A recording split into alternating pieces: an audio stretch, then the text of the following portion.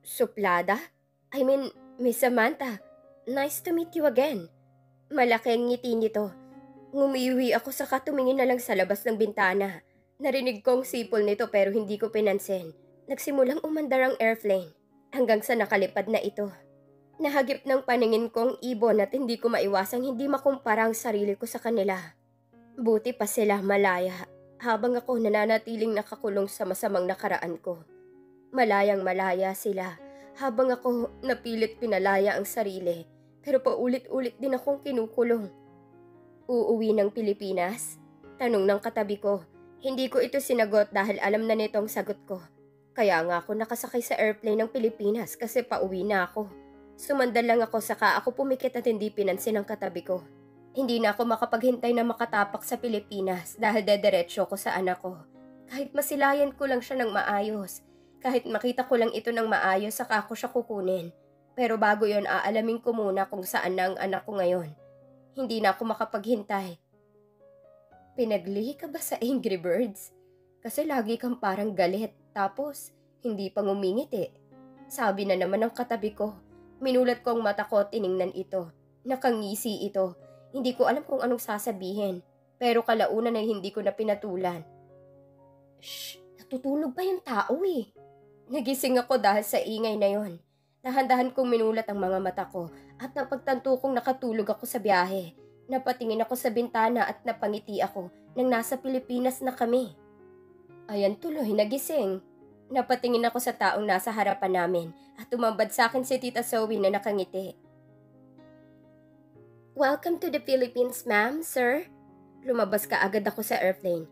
Hindi ko na pinansin si Cairo na meron ng katawagan sa phone. Pinadala ko kay Migs ang maleta ko. Halos gusto kong takbuhin ang naiya palabas. Hindi na ako makapaghintay. Hindi na ako mapakali. Sinuot ko muna ang sunglasses ko habang naglalakad kami palabas ng naiya. Ipinasok ni tita ang maleta namin sa machine.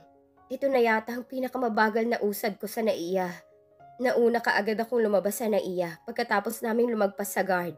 Hinagis kaagad sa akin ng isang tauhan ni Tita Zoe ang susi ng isang sports car. Pumasok kaagad ako bago ko ito pinaharurot paalis doon. Kahit na narinig kong tawag sa akin ni tita. Ang bilis ng kabog ng dibdib ko. Nangingilid ang luha ko habang nagmamaneho ako. Umilaw ang phone ko dahil sa tawag ni tita pero hindi ko pinansin. Dumiretso ako sa mansyon namin. Sa bahay ng mga magulang ko. Dahil alam kong positibong andon ang anak ko. Dahil alam kong hindi inako ni Kiel na anak nito si Austin. Kumirot ang puso ko. Habang palapit ako mas lalong kumalabog ang dibdib ko. Mas lalong umusbong ang kaba ko nang makita ko ng bahay ng magulang ko. Huminto ako sa hindi kalayuan ng bahay. Nagmanman ako sa paligid at tiningnan ko ang gate nitong sarado. Tinanggal ko ang seatbelt ko saka ako lumabas. Kumirot ang puso ko nang dumaan ako sa gitna ng daan upang mapunta sa bahay. Dahan-dahan akong lumapit sa malawak nitong gate. Walang nagbago. Ang mansyon na ito ay walang ipinagbago. Pinindot ang doorbell ng isang beses bago ako nagtago. Ilang sandali lumabas doon ang hindi pamilyar na katulong sa akin. Bagong katulong dahil hindi ko ito nakita. Nakakunot ang mukha nito habang nakatingin sa akin na malapit. Sino po sila? Magalang na tanong nito. Huminga ako ng malalim. Just relatives. Saan ang mga tao dito?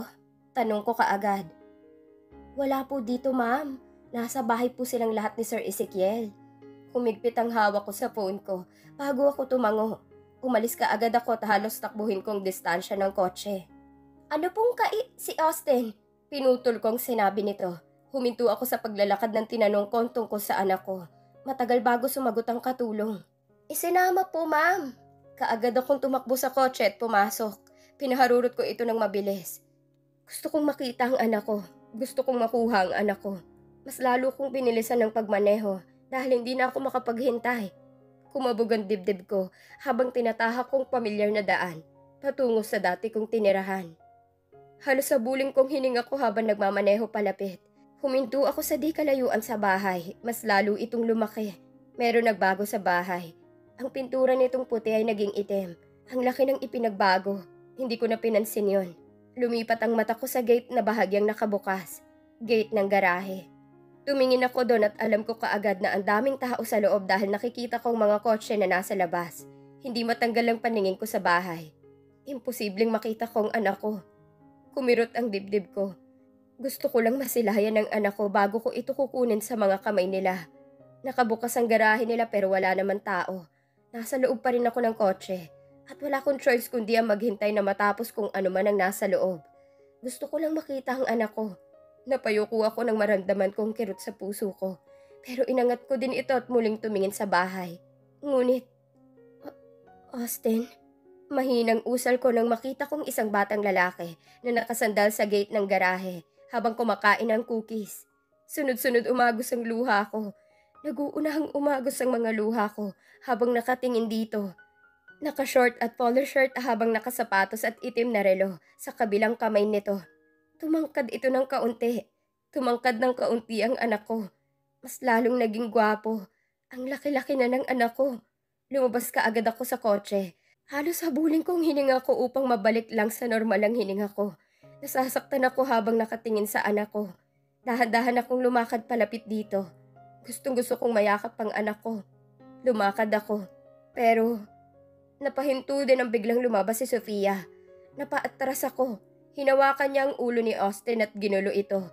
Bago siya bumulong dito dahilan para tumango ang anak ko at pumasok sa loob. Nagtago kaagad ako sa isang kotse na nakapark sa bahay nila nang nilibot ni Sofia ang paningin sa paligid. Sumandal ako sa kotse habang sunod-sunod umagos ang luha ko na parang ulan. Hindi ako makahinga dahil sa pag-iyak ko. Nakita ko ang anak ko, nakita ko si Austin. Pumikit ako ng mariin at hinayaan ang luha kong umagos na parang ulan. Umiiyak akong sinilip ang gate na ngayon sarado na. Nanghina ako. Gustong-gusto kong yakapin ang anak ko. Ang laki na niya. Lumaki ito nang wala ako sa tabi nito. Lumaki ito nang hindi ako kasama. Ni hindi ko nasilayan ang paglaki niya. Umiiyak ako habang bumabalik sa kotse ko. Nanghina ako at parang pinipiga ang puso ko. Galit na galit ako sa kanila. Galit na galit ako dahil nilayo nilang anak ko. Mas lalong umagos ang luha ko. At mas lumala pang pag-iyak ko na habang nakatingin sa labas ng bahay kung saan nila ako tinaboy. Umilaw ulit ang phone ko sa tawag ni tita and this time, sinagot ko na. Sam? Nag-aalalang boses sa kabilang linya nang marinig kaagad nilang hagulgol ko. Natatakot ako. Natatakot akong baka galit sa akin ang anak ko. Natatakot akong baka kinalimutan ako ng anak ko. Natatakot ako. Please, umuwi ka muna. Please, calm down. Pagmamakaawa ni tita, hindi ako nakapagsalita dahil nagbabarang lalamunan ko. Humagulgol ako nang maalala kong anak kong kumakain ng cookies. Natatakot ako. Nakita ko si Austin. Nanginginig ang boses ko na nagsalita ako. Natahimik sila sa kabilang linya bago ko narinig ang kanilang malakas na buntong hininga. Napasandal ako sa backrest. Please, come home. Makukuha din natin ang anak mo. Pero sa ngayon, umuwi ka muna. Dahil bukas na bukas, makikita mo na sila. Ezekiel's POV. Good morning, sir, ma'am.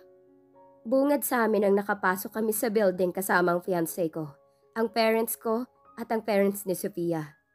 Tuloy-tuloy ang lakad ko sa mahabang pasilyo. Nakapamulsa ako. I don't know why. I kinda nervous. Nagkibit-balikat ako, huminga na lang ng malalim. Good morning, sir, ma'am. This way po. Si Emma na sinalubong kami. Iginiyak kami papunta sa conference room. Nakakapit sa akin si Sofia habang naglalakad kami. Pumasok kaagad kami nang pinagbuksan kami ng pintuan. Lumingon ako kay Emma na nakatingin sa phone. Wala pa sila? Malamig kong boses. Ngayon ang meeting namin ni Miss Versace. At ngayon ang pirmahan ng contract kung ilang taon silang magtatrabaho. Humupo ako sa pinaka-center na upuan. Habang nasa gilid ko naman si Sofia, nakatabi ang parents nito. At sa isang kanan naman ay ang magulang ko. Tumingin ako sa orasan. Pasado 10 p.m. na at hanggang ngayon wala pa sila. Papunta na po, sir. Medyo na traffic lang daw po. Si Emma na ngayon lang sinagot ang tanong ko. Tumango ako saka ako sumandal sa backrest ng upuan ko. Nasa harap ko ngayon ang kontrata na kung saan malalaman mo kung kailan sila magtatrabaho. I'm nervous. Si tita, ang ina ni Sofia. Napatingin ito sa asawa habang nakahawak sa puso nito. Tapos ngumingiwi. Napatingin kaming lahat dito. Nag-request ka agad si Danica ng tubig kay Emma. Why? Tanong ng fiancé ko. I don't know why. Sa bahay pa lang. si tita habang umiinom na ng tubig na dala ni Emma. I'm nervous too, pero hindi ko pinahalata. Nagkibit balikat ako. You're not feeling well, madam? Si Danica na nag-aalala. Umiling si tita at uminom lang ng tubig. Kinuha ko ang kontrata at tiningnan ito. 5 taon silang magtatrabaho dito sa amin. Pinaglaruan ko ang labi ko habang nakatingin dito. Ilang sandali pa dumating si Emma na meron dalang merienda na utos ni Mommy kani-kanina lang.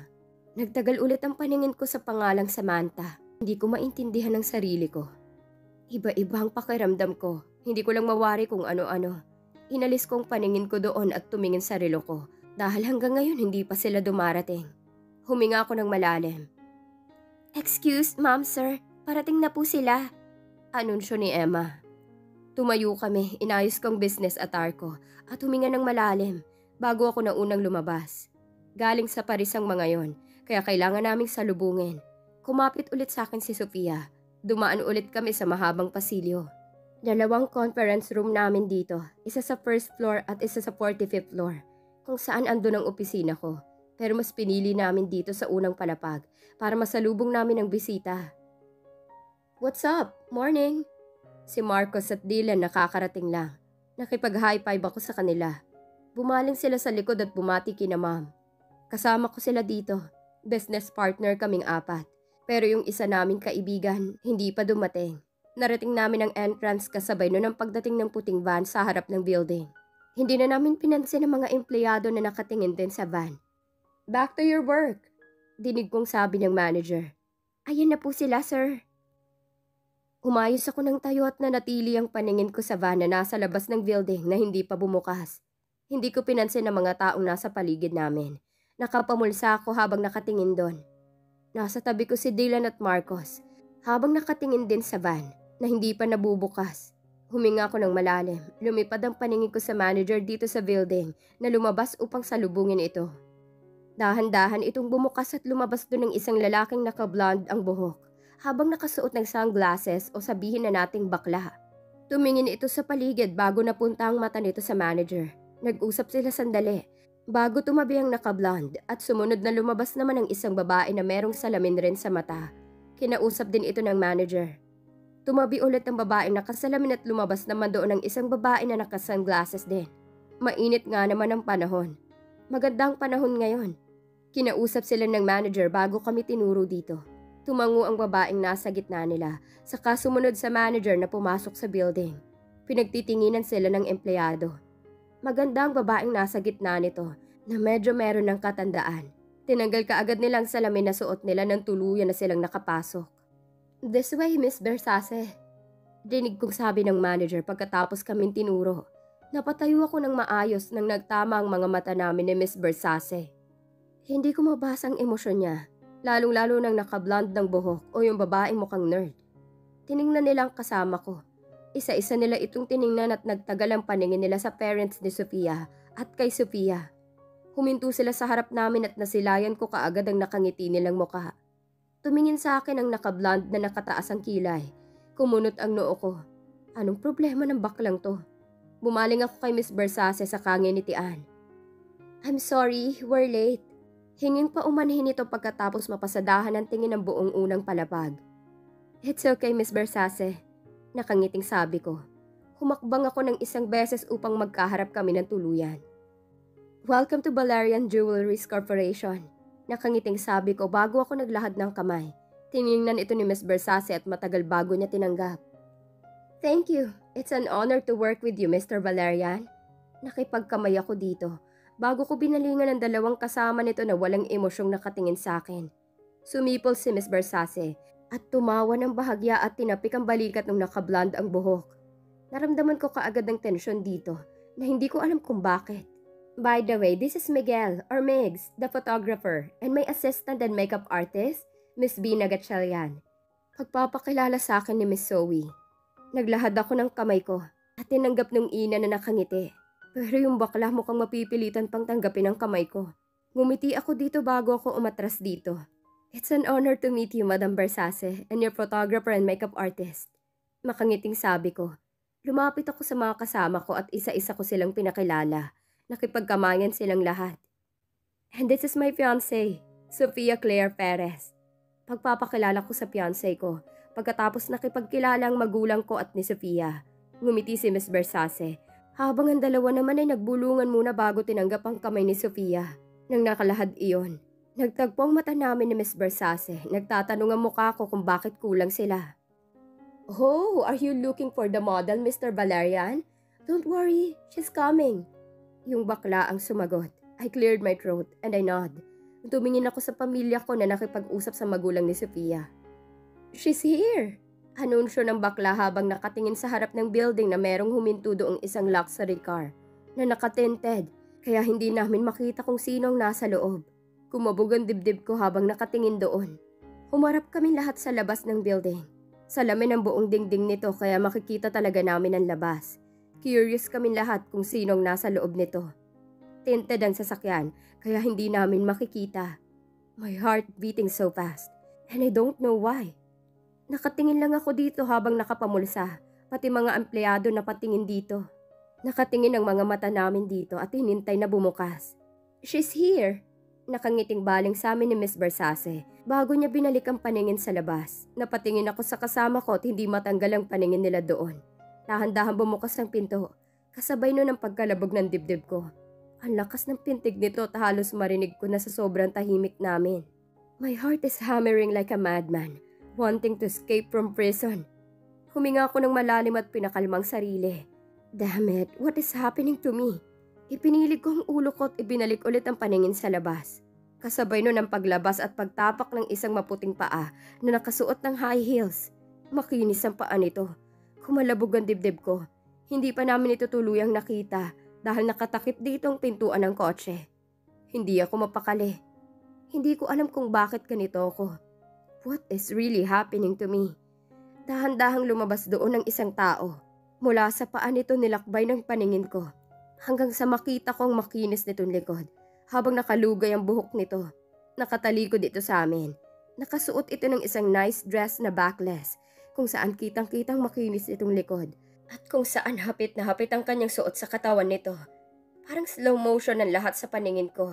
Mas lalong kumalabog ang dibdib ko. Ni hindi ko na pinansin ang reaksyon ng iba. Hot! Rinig kong bulong ni Dylan na nasa tabi ko lang. Nagkibit balikat ako, tiningnan pa rin ang likod nito. Ang tagal humarap. Nahagip naman ang paningin ko ang manager na lumabas upang salubungin ang bagong dating. Parang slow motion ang paningin sa akin nang makita kong dahan-dahan itong humarap. Dahilan para tuluyan ang huminto ang tibok ng puso ko. Kumurap-kurap ako, tiniling na sana na mamalikmata lang ako. Nanlaki ang mata ko, hindi ko maitago ang gulat sa aking muka. Narinig kong singhap ng kung sino, pero hindi ko pinansin. Hindi matanggal ang paningin ko dito habang dahan-dahan naglalakad papasok sa building kung saan kami. Huminto ang tibok ng puso ko. Matangkad, makinis. Maganda. And she's changed a lot. Tiningnan kong mukha nito. Nakangiti ito pero walang emosyon ng mukha. Ang daming kumukuha ng picture sa kanya habang siya naman ay kumakaway. Nakalugay ang cinnamon nitong buhok at ang nice niya sa suot niya habang hawak-hawak ang purse nito. She's changed a lot. Hindi ko alam kung ano mararamdaman ko. Hindi ko alam kung anong pinakita kong reaksyon. Masyado akong gulat sa nakita ko. Nahagip ng paningin ko si tita na laglag ang panga habang nakahawak sa puso nito. Hindi ko matanggal ang paningin dito habang palapit sa amin. Hindi ko nakita ang reaksyon ng lahat. Nanatili ang paningin ko dito. Sinalubong kaagad ito ni Miss Versace at hinalikan ito sa pisngi.